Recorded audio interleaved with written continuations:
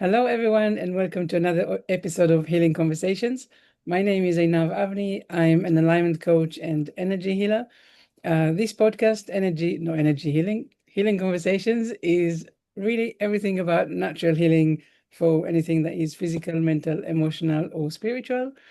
Today in the studio with me, I have Lynda Samphire. Lynda, it's wonderful to have you here. Welcome. Thank you. Thank you so much for this space. I'm excited to be here. Thank you. Awesome. Well, I had a look at your website and I was like, oh, wow, there's going to be a lot of questions here today. So Yes, I do a lot, don't I? right, yes. So let's get everyone on the same page. Tell us a little bit about you. Yes. So my work as a transformational and intuitive guide focuses on those quiet thresholds of transformation that I feel kind of get overlooked.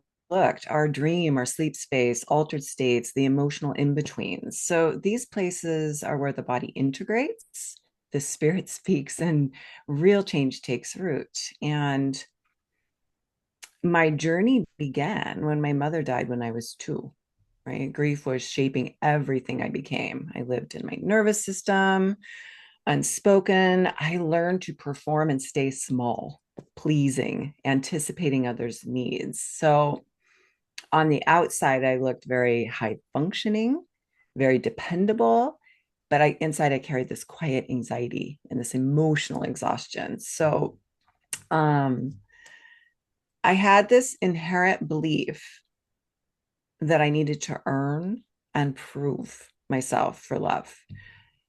And that kind of began to shift, which was not an aha moment, but it was those presence of coming into those liminal spaces, the in betweens, dreams, working with microdosing, breath, grief, and that deep reset. And that became my medicine, not because it gave me answers, but because I learned to feel again and I stopped outsourcing my truth. So, yeah. And that sounds like quite a journey and a fascinating one, really. Mm. And Yeah, yeah, it has been. It has yeah, been. yeah. So you said a few things which I would love to kind of make sure that we all understand or know kind of what we're talking about. So liminal, what is that? And also microdosing. That's the other thing that kind of immediately jump up as let's clarify that first. Microdosing? Yeah. Microdosing. So microdosing, I work with plant medicine, and microdosing are these very small subperceptual amounts that we take where we're not altered, where we're feeling grounded. And the most profound ally for my healing space was Amanita muscaria. And she works different than the other medicines where she works with our GABA receptors and our glutamate. And GABA and glutamate, I feel, are these unspoken neurotransmitters. They don't get talked about a lot in the healing space. And so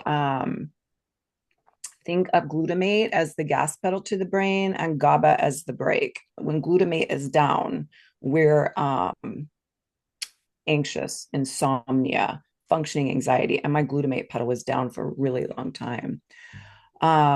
And the liminal spaces are these transformational in between. And if you think about it in life, we're one big liminal space, right? We're in and we're out. But there are these pockets that I found really transformational because they exist outside our usual patterns. So they're the in between places where identity, perception, and possibility softens. And in these thresholds, that's when our nervous system relaxes. So when we pair Amanita and then with these liminal spaces, we're working with the central nervous system, which then ripples out to all of our systems. And it's creating this soothing. So our nervous system begins to let go. So if we're restoring our body first, then we can expand beyond the imprints.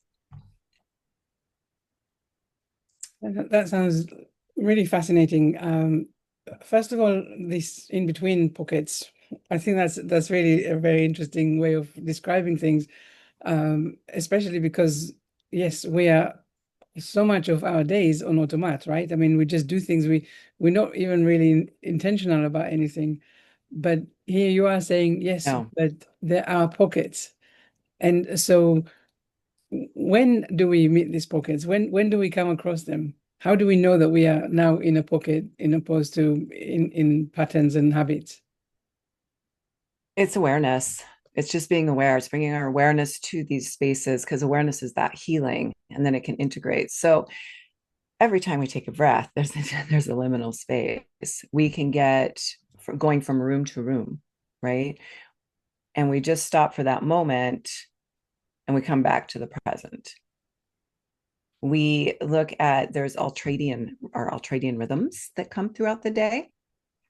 Um, and these are those powerful spaces where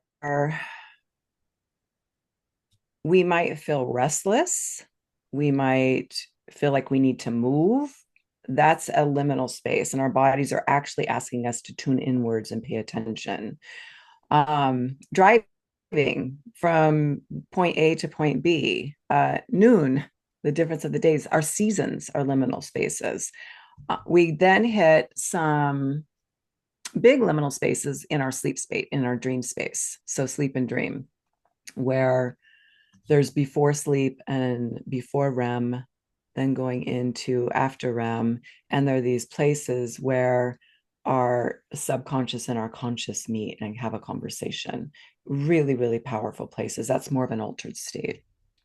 So we begin paying attention to in between a doorway, our ultradian rhythms, going to sleep at night, all these spaces where we can just go, where are my thoughts at, where am I at, taking a breath, remember to take a breath into the belly. We're then coming back to present. And it brings in this kind of deep trust within, and then our body can heal, because our nervous system, if our nervous system is gripping, we can't heal. We're in constant frenetic beta waves in our brain, and we need to come back to a little bit of alpha and theta. So we're working with our brain waves too, where we're using their natural innate states that we go into in between. But I imagine that even getting people to be aware of that and these pockets and being in the present moment, and then actually also finding out more a little bit about these seasons, like you were saying, it feels like it's already a few steps in, right? A lot of the people, I guess, especially people with, well, I guess a lot of trauma and a lot of chronic conditions and stuff like that, that they're very much, it's all it's so chaotic.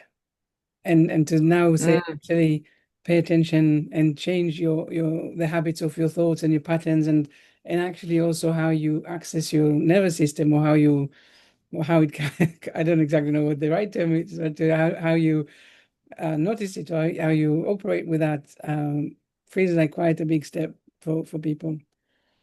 most definitely. And that's where Amanita has come in as one of my most beautiful allies on my own journey. Is what she replicates GABA, so she's agonist to our GABA receptors. And if our nervous system is gripping, that main central nervous system is like this, it is, you're right, very difficult to just say, oh, I think I'll calm down, because it's a behavioral, it's a habit. And our glutamate pedal, the gas is on constantly. So we can do all this breath work, we can show up and journal, we can do it, but the sustainability of it is not holding on. And that's because that nervous system is gripping. With Amanita coming in on a very, very small dose, we're looking at agonist to GABA. The glutamate pedal is going to come off. GABA is going to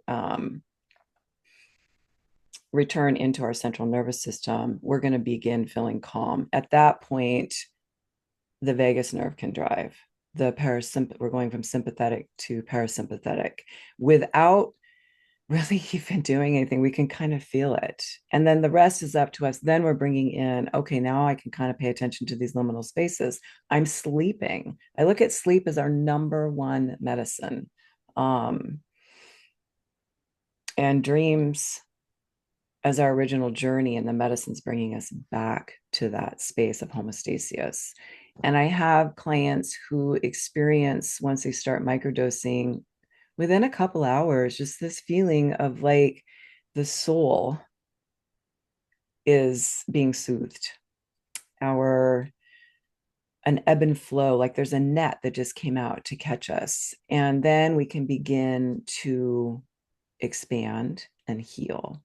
That I feel she's the spirit of restoration. So it's the restoration coming in So first. are you basically saying that without the help of microdosing, we will not naturally be able to achieve the same kind of state? No, no, I think you can. I think it might take longer. I just am seeing really powerful, quick results it's moving it faster. It's allowing ourselves to feel safe in our body, to have this safe space and to feel held. Then we can do our work. Then there's the trauma work and expanding beyond the old imprints, but we have to restore first. So I look at her as a restoration. Restoring the body, then we can move in. And then from there, a lot of times I'll move clients into working with microdosing psilocybin, where we're going in and we're looking at these emotional pockets that are ready to move and open up. But if our nervous system is still gripping, it's going to feel really uncomfortable. Like I feel really sad. I feel fears coming up. And it's because that nervous system's like this, and we want it to open up, and then we're like a little bit more grounded and moving through those, and then that's when the integration comes in. So our awareness begins the healing, but the integrating. So I feel somatic work, breath work, movement. Our bodies need movement, just bone shaking and yoga and walking, anything we can do to get moving. So microdosing is a piece of it. So like we might do yoga, but that's not going to do everything. We have other steps. So it just becomes a part of our healing process. Mm-hmm. And once you do use microdosing, I mean, like you say, right? We're starting restoration, but is it is it a one-off? Is it a program of a month or 3 months until we feel that we can actually go in and it's a period of time? Yeah, that's a really powerful question. It's really good. I'm glad you asked that because it's so individual. I normally start people off 30 days straight on Amanita, depending on where they're at. Then we have to make sure if we're going into microdosing and going in with psilocybin, we need space. We need to make sure we have space in our life. We don't want to be like in the middle of a move or a relationship breakup, or we're really not feeling grounded, and that we have the space to really go inwards, because this is about going inwards, not outsourcing truth, going here. So I've had clients that have been on Amanita for a month, 2 months, a year, until they're ready to go into psilocybin. It's so individual and it becomes very intuitive. Like, I think I'm ready now. And so there's not a one size fits all that we're kind of used to in Western culture. So this is a relationship. It's not a pill we're taking. It becomes very relational. We begin listening to our own bodies. Our intuition wakens. And then we might say, I think I'm good right here. And then we might pick it up 6 months from now, or I'm ready. And then we start with our small doses. I'm someone that really comes from this perspective that healing is not to be rushed. It's not a goal. It's a restorative, slow process where we begin to feel and we come out of the conditioned state that we've been in. And that awakening can be a bit uncomfortable. And we sit in this in between, that liminal space where the old version of us is here and the new version of us is here. And we're in the journey. And that's the part we really embrace, because we're going to get here and then there's going to be another journey. So then we're dancing on that sovereign edge, not jumping over the cliff. We are right there in that liminal space. So, And I love that you're saying all of this because, of course, and it's really interesting. As you were talking, I was thinking to myself, how far have we already got that people actually already they know to use this in their conversation to say my nervous system is out of whack, or my nervous system is really tired, or people really do start to just have that in the normal conversations. And so what you're saying, I feel very helpful, because a lot of people, yes, they will do the somatic walk and breath walk and all of that, but sometimes habits and life and all of that just happens so all the time, right? So they kind of grab them back to where they were. And here you are saying, hey, actually it's a very contained space that you are providing, because you have that conversation. Like you say, it's not a quick fix, it's actually a journey, and there's, slow down, pay attention to what you're experiencing.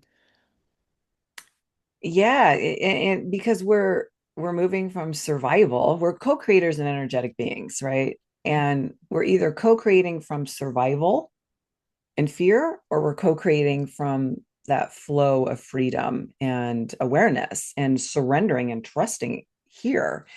And so this is where all that happens, and staying in that liminal space. So we have all these different pockets. The microdosing is an ally, it's a companion, it's a relationship back to nature, back to earth, back to a grounding space and feeling safe in the body. Then we are all of a sudden becoming this new version of ourselves. And then we're ready to do another one because we're infinite. So it's a constant, Yeah, not a get to. Yeah. I can imagine again that people listening to this conversation, a lot of the time, this will sound so foreign and so desirable, of course, this state of actually, I can slow down, I can trust, I can get into that safe space of just being without worrying about, or noticing how my nervous system is playing up the whole time. So I think it's very exciting. Well, and that's the power of integration. And this is why I love doing this work while we sleep in our dream state, right? Working in a space where we bypass the rational mind, where the neuroadrenaline chemical is down and we are completely connected to the language of our soul. We're just not paying attention to it. We're not sleeping enough. And Amanita works really well with deep sleep and bringing back REM restoration. So a lot of times, rather than doing all this stuff during the day, because you're right, we're here, we're in our heads, we do it while we sleep. And all of a sudden, we start feeling these little shifts where our intuition is awakening. We begin trusting in ourselves a little bit more. And it's these little subtle things just by doing the work while we sleep and getting more sleep. Yeah, I guess that's also, like you say, two things, and enough sleep. So many of us are not really sleeping.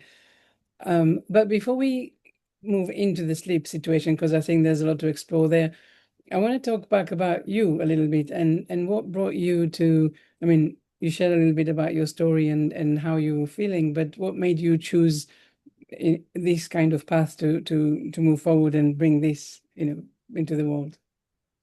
Yeah, thank you for that. I've been in the healing arts now for 20 years, and there was always something missing. There was always a piece to my puzzle that felt like I wasn't aligned completely, and my nervous system was still gripping. And it was interesting. I always believe that these medicines find us, we don't go searching. And the door was opened for me for microdosing. And I stepped in, and I was one of those people that was like, okay, this is it.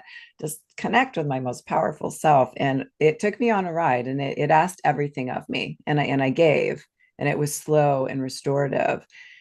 Um, the fascination with the mystic, with the with death and birth and rebirth was always so fascinating to me, with losing my mother at age 2. So that's always been my journey.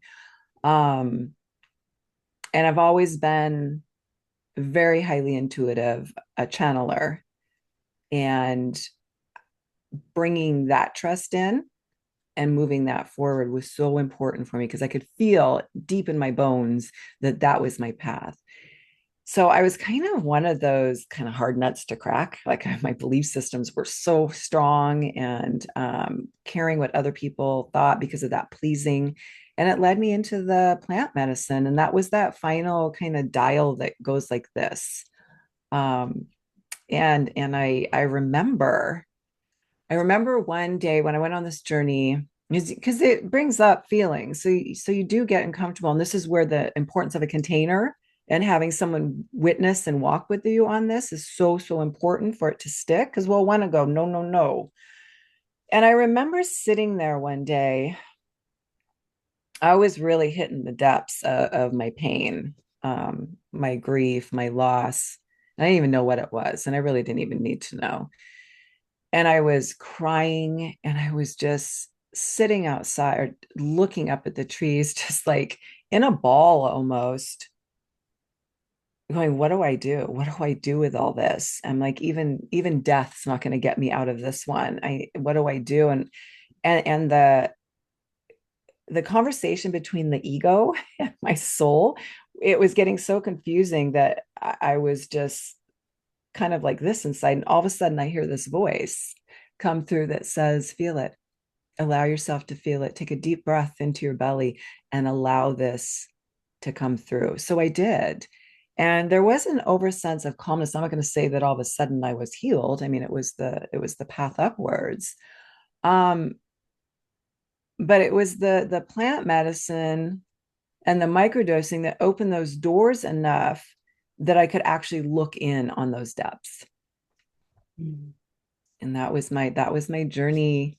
That was my journey upwards, and the reminding of to if we're not in a liminal space, we're in the past and we're creating that future and we're looping and we're ruminating without even knowing it. And so it was the guidance from this sounds so woo woo and everything, but it was the guidance from the spirit of nature that really moved me forward and the appreciation of that. For me, I think listening to what you just said, and this sentence is like, I think if people can really just sit with it for a moment and appreciate what you just said, because it's the thing, if you know in a liminal space you are in the past creating a future and you're looping, and people, this is exactly what we do. And For years I did. Yeah. but Yeah. we all do, and we don't know how to come out of it. And so really people say, when you talk to people, right, they know the story. You just ask one tiny little question and douche, the whole story comes up, and it's like, and it's already perfectly rehearsed because it's been coming out for so many years. And on the one hand, they don't know how to stop, and on the other hand, they're so used to it. And really, and what you're saying is like, just listen to it. Listen to how really when you bring in this intention or being present in the moment, that's where you actually can start doing different things. Now, of course, if you're also on the program and you're already intentionally calming down your nervous system, like wow, it feels like the most giving thing that you can do to yourself is to really go down this path. It really does feel that way. Mm. Beautifully said. Beautifully said. The most beautiful thing we can give to ourselves.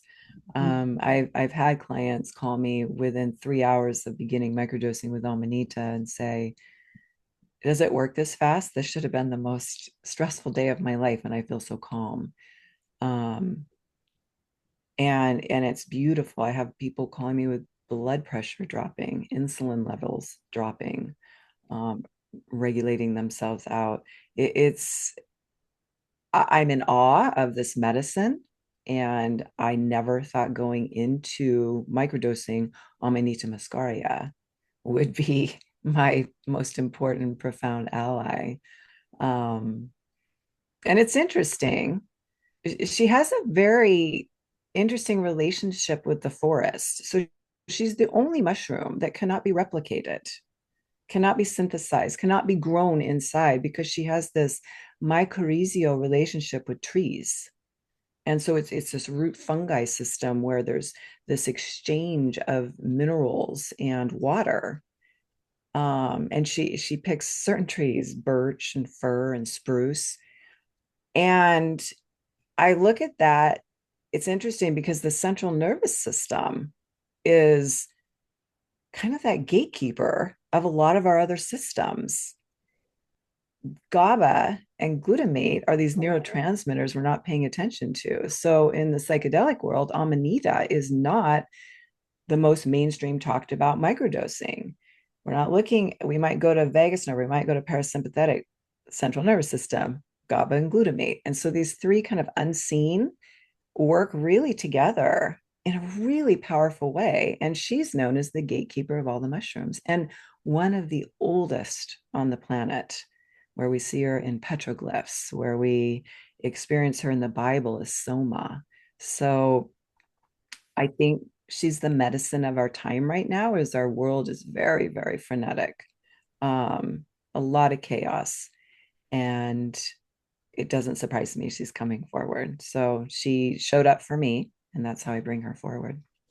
And I guess you like you're saying, people call you and feeling, because basically the stress level is coming down, right? The nervous system is now finally more regulated, and so a lot of the conditions or ailments and stuff that we feel because of stress levels, they will start, the relationship with that will start changing.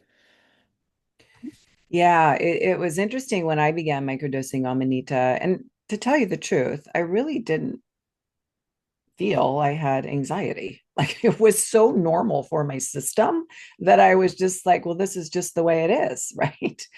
And but I had highs and lows. Like I had those highs and lows. And it wasn't till I was sitting with a medicine woman and she said, "What are you feeling?" And I'm like, "Well, this feeling in my upper stomach and in my heart." And she says, "What does it feel like?" I'm like, "Well, it feels like anxiety." And she says, "Well, how long has that been there?" And I was like, "Oh my, forever." And so I started microdosing Amanita. For me, it took in, it was probably about the third day because she's so sub-perceptual. And all of a sudden I was like, I'm actually super creative. I had all these downloads come, all these creative ideas. I'm like, oh, this is like what it's like when our nervous system has been soothed. And I don't microdose her anymore. I feel like I'm microdosing because it's not this forever thing. I choose to. I did a live talk on stage a few weeks ago, and I took a Amanita. But you can feel then when it comes in, and it's just this really soft little. Oh, there you are. So yeah. So I think moving into it, and I think I looped around, and I want to come back to your question. So for me and for someone coming into it, we need to let go of expectations attached to the outcome and really start feeling and moving into paying attention to the awareness. And that's where those liminal spaces come in. And this gives us the tool to really connect with those and connect with our body. And it feels like a perfect time to now talk a little bit more about the sleeping, because of course I met, I think we all met people that so they've been through so much, and they don't necessarily even trust anymore, and so whatever they're doing or trying, they're not actually allowing for things to work. And so when we have a chance to separate between the negative voice or ego and whatever is going on in the body, that's when you really have the chance to notice things. It may have come out as a little bit of of a judging, but it's not what I mean.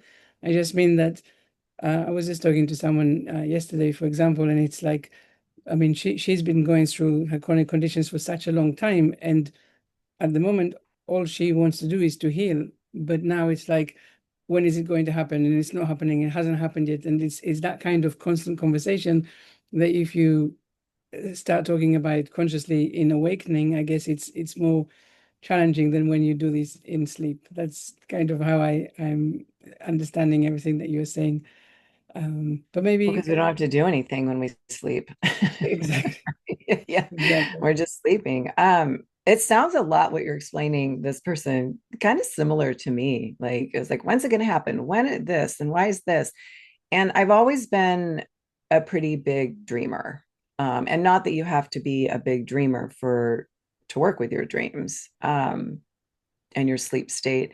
90%, at least in the US, are sleep deprived.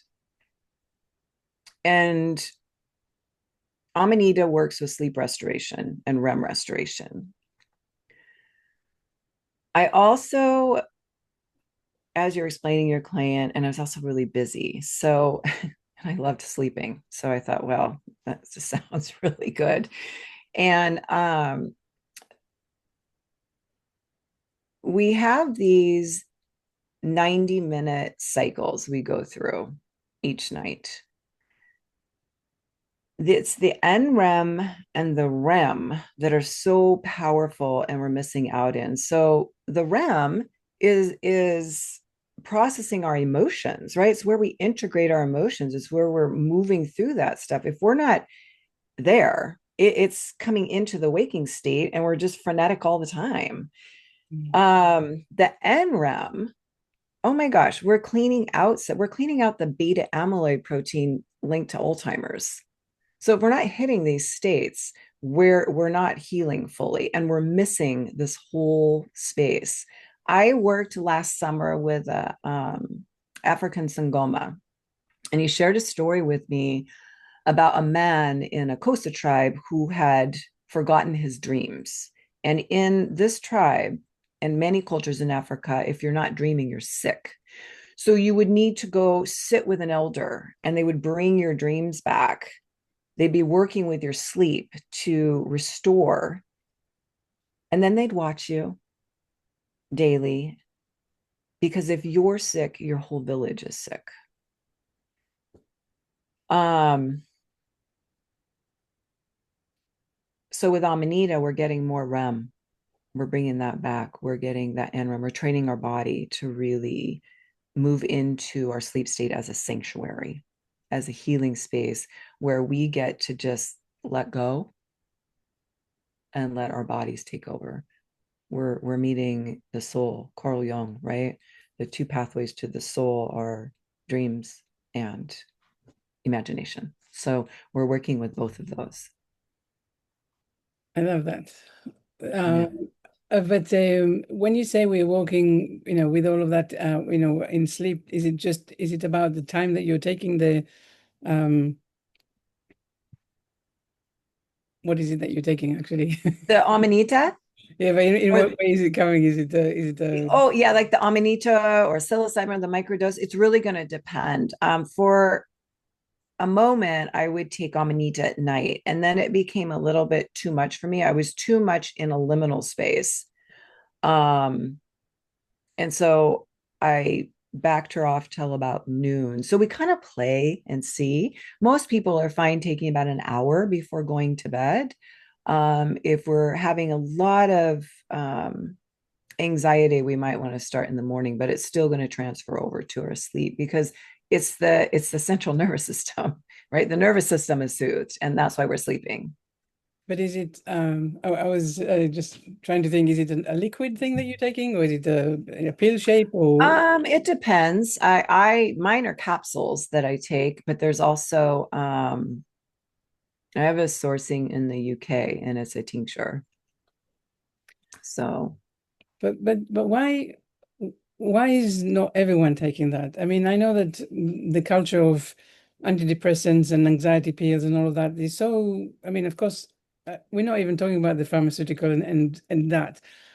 I really want to know why is this not something that really more people are aware of and connect with and try? Where is the gap, or is it just awareness? it's awareness. It's awareness. Again, Amanita is not even spoken about in mainstream psychedelics. She's now coming forward more, and I think this is important. I'm hoping my voice can bring this out more.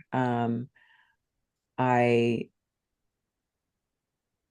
There's also a stigma around microdosing, especially Amanita. She gets the poisonous, right? Um, she's not. There's a death cap Amanita that is poisonous that we don't want to. And that one's yellow. This one's red with the white dots. She goes through, we want to make sure that when we are working with Amanita, that we are working with one that has gone through a really important prep process, because we're after the muscimol inside. It's the muscimol we want.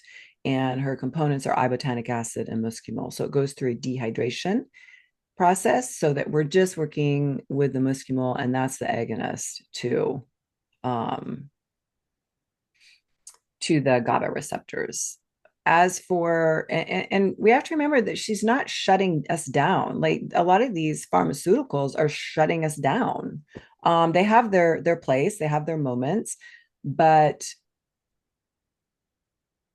it's a restoring, not a shutdown, and that's the difference. So a lot of times these pharmaceuticals we're maybe feel like we're sleeping, but we're not getting the REM and a lot of the NREM that we're needing. So back to your question, why aren't more people doing it? Right? I hope they're starting. I'm working on bringing this out. I feel a little bit like a pioneer. There are others that are in this field with Amanita, but I'm working with her in a different way where we're incorporating modalities like dream work and then using the somatic imagination in our waking state. In my dream series, that's what we do. And we begin working with Amanita, we've been working with our dreams, and we're not focusing on the healing. We want to heal, and that's what we want, but that's not our focus. The focus is really to regulate the nervous system and to restore it. You come back to homeostasis, to our own innateness. It's interesting to me that we are at a place in our world where we have to learn to sleep and learn to dream when it's such a natural state. And this whole sleep state is out of balance. And we don't pay attention to that much when we're healing, just like we're not paying attention to GABA and glutamate because they're kind of boring. So, and Amanita. So it's bringing forward these spaces and liminal spaces that are not talked about a lot and bringing those forward. It's a different perspective, it's a different approach.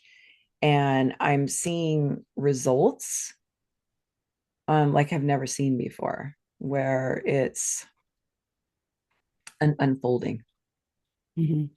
not a chasing. And we allow ourselves to stop outsourcing our truth, our innateness, and we're coming in, we're connecting back to who we really are. And it's a remembering. This is all a remembering. It's not something we find, it's a remembering.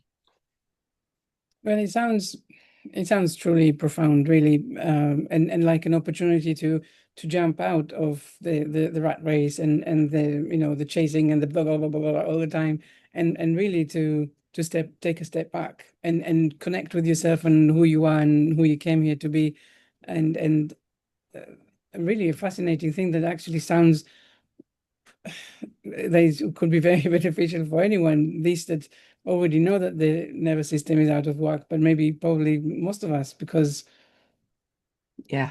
right? Yeah. And we all have moments when our nervous system is out, of course, merging onto a freeway can bring that, but it's the restoring. We come back to ourselves. We're meant to, our nervous system is meant to work, in a flow state, but it's when it stays up here that we're having a hard time. Yeah, And that's then it's going to end up in the physical, right? We're just going to end up in the physical. yeah, yeah. And Especially when then, it's just keep on coming. And yeah. So I'm saying let's restore our body first. And then when we expand, we're not taking the outdated imprints with us. I was in a larger ceremonial experience and I came up against something that was pretty profound and pretty like, ooh, what do I do with this? Like this is like, I don't even know what to do with this. And it was a trauma I'd experienced that I had put back here. And I was given the voice again that said, take this story. And it took me into this place where there was just like all these drawers and it said, put the story in the drawer. with all these hundreds and hundreds of other ones. Let it go and tend to the wound without the story. So, soothing the nervous system, not bringing the outdated imprints, not bringing the story with us, and just working with our remembering. Now, that is something that, I mean, I can see that you can do this, of course, but I can also imagine how this is all the overthinking and over worrying and over analyzing and all of that, right? This is like an addiction in itself for some people because it's It's the grip. Well, yeah, it's our safe. It's protected us. It's kept us safe, right? Um, and that's where when I work with Amanita, it allows us to just go like this. And I'm not saying that it's not going to be work. We're going to go through uncomfortable times, but that's where the container, that's where the guide, the mentor, the therapist comes in and is able to hold space for us in a place where your work that you do, where they can walk beside us and observe and witness, and you can feel safe and integrate, right? Mm. And where we're not telling them what's wrong with them, where we're not telling them what to do. So they're not outsourcing their truth. They're able to sit in a space with breath into the belly and feel safe looking looking within. Yeah. So people taking the Amarita, like you say, maybe an hour before bedtime, and then do you meet them in the morning or do you wait for them to come? I mean, how is your guidance with them work? Because of course they do it in their own time and then I guess reporting back. But what does it Yeah. look like? Well, I have several programs. I have one that's very light support, just interested in trying this. Let's see. I've got group work that we do. Like I have a microdosing series coming up. I have a dream series coming up where we're in a group setting. And then I have a deeper one, which is one-on-one microdosing. And so you're taking the microdose. Let's just say my really light program. We do an onboarding where we talk about the medicine, how to take, and then for 30 days, you're microdosing Amanita straight. And then we have an offboarding. In that in between time, we're checking in. Um, but if there's healing that needs to be done, I have a client who just started on that 30 days, right? And felt very light, could move through the day, more focused, wasn't quite ready to go dig in deep. However, in a couple months is. So just going to stay on the Amanita and then come back in a couple months. Then we're probably going to go into a longer container. We're meeting one-on-one twice a month and integrating the experience. It's different because we have access in moments where this is happening. Can you help me? And it's just sent through a message. And I'm like, yes. So there's support. There's light support, deep support, and it's a choice on where you kind of want to be. So the groups are nice because then we have all these like we love when people are like, oh, I'm kind of not alone. I have other people are going through this too. So it provides that space. And then working into, which I feel needs to be worked into before we go into large ceremonial. Feel the relationship with the medicine, established, grounded, feeling pretty grounded in the body, then going in possibly to a larger space where you're supported with a larger dose where we're going to come more into an altered state. And one more question I have is about, like you say, right? Amarita is a psychedelic. Is that what we're saying? Right, we are saying that. Okay. And I understand that a lot of people, of course, they thinking drugs and seeing colors and all of that, sounding lovely things. I mean, what do people need to know that will help them to decide if this is for them or not? And kind of, I guess there's some probably usual fears or hesitations that you're coming across. So what are some things that people should just know, to reassure them that all of this is actually, it sounds like a really nice beneficial thing to do or try or give to yourself. Yeah. Thanks for asking that. Because this is a thing coming forward. First of all, differentiating. So Amanita, it technically is not considered a psychedelic. Can you have an expansive experience on her? Most definitely. However, traditional psychedelics are working with our serotonin receptors, the 5-HT2. Amanita is working with GABA. So they can work side by side. When we're coming into it, the first thing we really want to ask ourselves are, where are we at in our life? Are we ready to look inside? Are we ready to be uncomfortable with support? And then how much support do I feel I need? Can I sit and be unattached and be curious? If the answer is no, I don't have the space right now, I would look at it as working with just the nervous system and Amanita.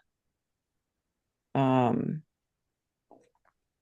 as for the belief system and the stigma around, yeah, I mean, I think that's just becoming more aware. Um, Reading about it, listening to podcasts like this, I have never once experienced anything negative with microdosing. Now, could someone say, well, I'm sad? Then we need to look at our belief system around being sad and why that's a problem.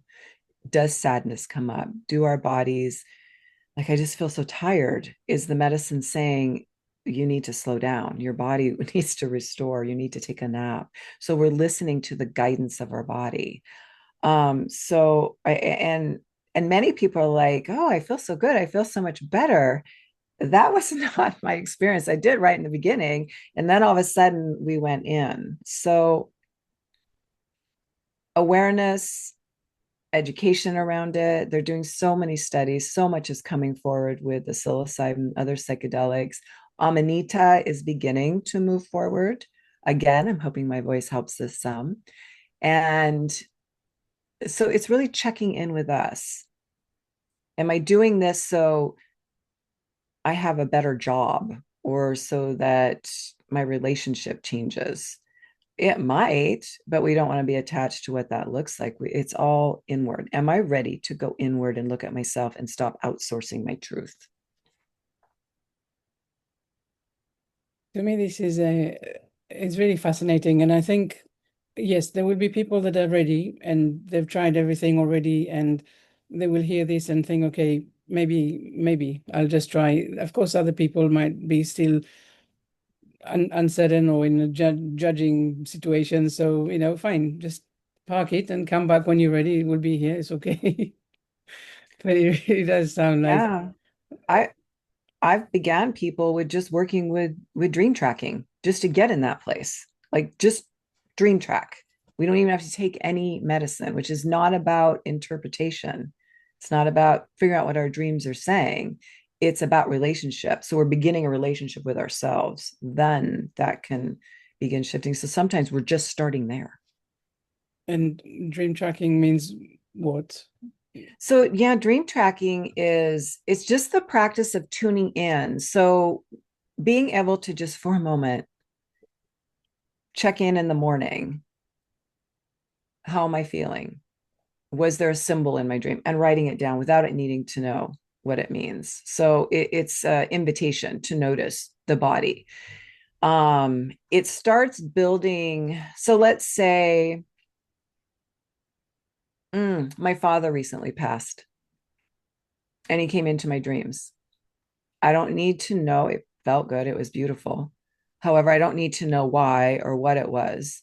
I just write it down. How did it feel?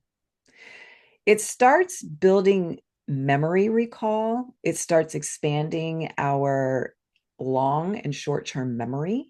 It begins the emotional processing and nervous system regulation. And it starts building a bridge between waking and dream states. So it trains our awareness to recognize that guidance is always in our presence. And that begins curiosity, intuitions to where we might go, oh, I'm feeling more safe. Maybe I do want to look a little deeper and expand with microdosing. So in my dream series that I do, you have the option to microdose, but you don't have to. Mm-hmm. And so you're working with the nervous system in a different way. And then possibly then the curiosity. I've had people where they just actually have the Amanita, they don't take it. I have a meditation where we connect with her spirit of it, and they might just sleep with it under their pillow. And there's a connection that way. So it's like building that relationship with the medicines. And then, of course, becoming, um, bringing the awareness and the curiosity around it. I think a lot of people think that if I microdose or if I'm working, you're right, the word drugs come up. I like to think of them as medicines because medicines heal.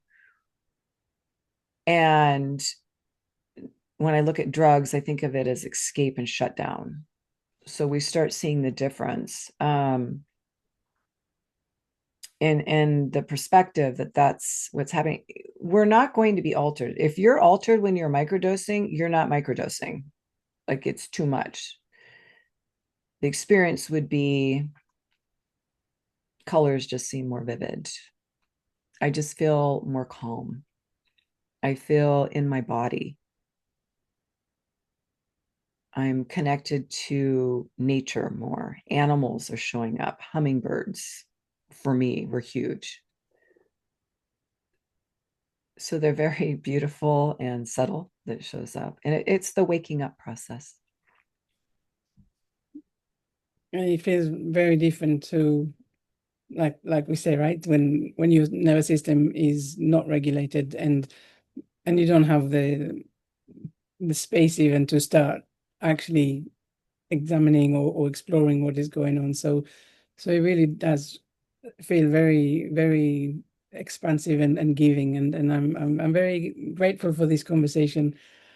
So we probably coming to a place where we need to say goodbye for today, although of course there's lots of other questions that will come up for sure. Yes.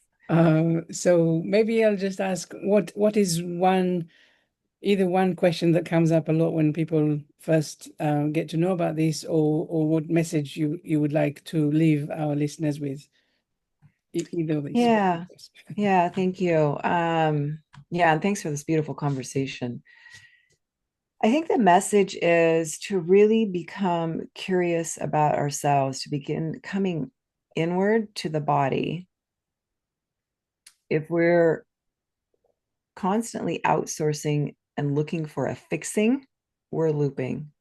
This is not a fixing. Microdosing is not a fixing. It's a expansion, and it's a remembering back to ourselves. That's the healing. That's the healing. And if we're just going to start out, just for your listeners today, again, go to sleep at night. Thank you. Thank you for the dreams. Thank you for the sleep. Waking up in the morning, write down dream track. That's all you have to do to start. And that's going to just bring an invitation for your soul, your spirit to begin speaking to you. And that's the connection we're missing, the alignment. We're in looping and ruminating thoughts. Yeah. Sounds very powerful. I understand that basically, if you are in that mindset of, just writing things down when you wake up, you're actually also breaking up a habit of basically getting up in the morning and immediately being dragged or just sucked back into old patterns. So that's just another way to really, well, Yeah. break free of that. Sounds sounds great. Sounds Yeah, great. it's about reclaiming yourself, right, in the most intimate, energetic way possible. And we're so conditioned to go outside of ourselves. And that's, I mean, I was doing that. So the power of going inward and everything we have being here. So yeah. I think what you've said so many so many powerful things, but this exactly that we are looking for fixing, that we're always in a rush, that we always want this, one size fits all kind of solution, and here we're saying, actually, can you just notice how you're feeling, and can you just look at everything that you've already tried, and where did it get you? Does it feel right, or are you still feeling like, what happened to life, and where am I? and this invitation to just really be curious about what can it be like if I paused, if I allowed, if my nervous system wasn't so,